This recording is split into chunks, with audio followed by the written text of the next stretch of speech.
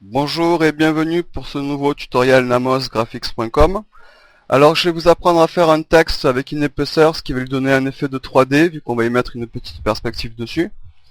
Alors vous faites fichier, nouveau document, 1280 par 1024, résolution 72, couleur RGB, 8 bits, OK pour valider.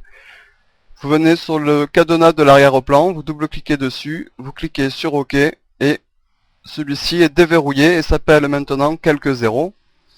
Vous venez sur l'outil texte, vous choisissez votre police, vous pouvez aller sur dafont.com, il y en a plus de 3000 à choisir. Voilà, vous avez choisi, vous tapez votre texte, alors je vais mettre, admettons, 3D. Vous cliquez sur la flèche, ce qui a pour but de valider votre texte. Vous redéplacez tout ça un peu comme vous voulez. Vous venez sur le calque texte 3D, vous faites un clic droit avec la souris et vous faites pixeliser le texte. Vous maintenez CTRL appuyé, vous allez à l'intérieur de la vignette de votre calque 3D, vous cliquez à l'intérieur et ça a pour but de créer une sélection au niveau de votre image 3D et des petits pointillés luminescents se mettent autour de ma sélection. Tout ce qui est à l'intérieur est sélectionné et donc on va en profiter pour venir y mettre un dégradé. Alors vous l'avez avec l'outil pot de peinture. Vous cliquez sur l'un des deux icônes qui se trouvent à la création du dégradé. Si je choisis du noir, c'est du noir. Je vais mettre un marron. OK. Je vais laisser blanc de l'autre côté. J'appuie sur OK pour valider.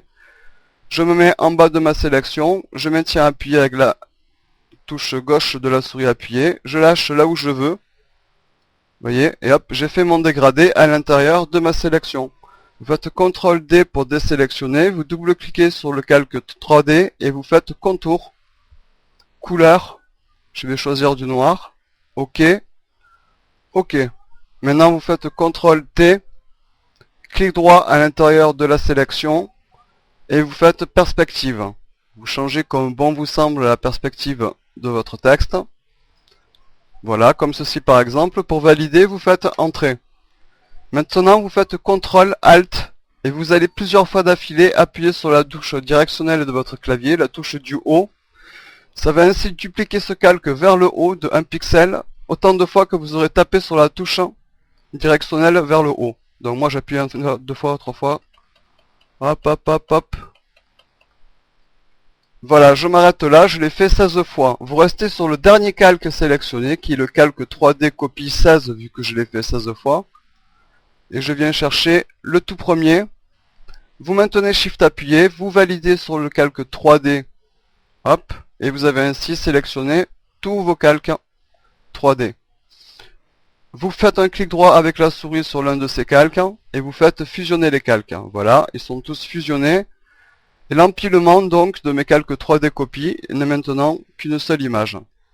Vous faites CTRL J pour dupliquer cette image, CTRL T pour contrôle transformation, clic droit à l'intérieur, symétrie axe vertical, et là avec la touche directionnelle du bas, vous descendez votre texte.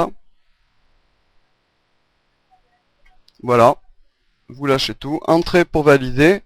Maintenant, on va créer un masque de fusion sur le calque qui est notre reflet, le calque 3D copie. Vous faites un masque de fusion, vous appuyez sur créer masque de fusion. Vous vous assurez d'avoir bien cliqué sur la vignette blanche du calque 3D qui est votre masque de fusion. Vous venez au niveau des couleurs, vous sélectionnez le noir, dégradé, vert, transparent. Vous cliquez pour valider ceci et vous vous mettez vers le bas et vous créez votre dégradé noir vers le transparent sur votre sélection.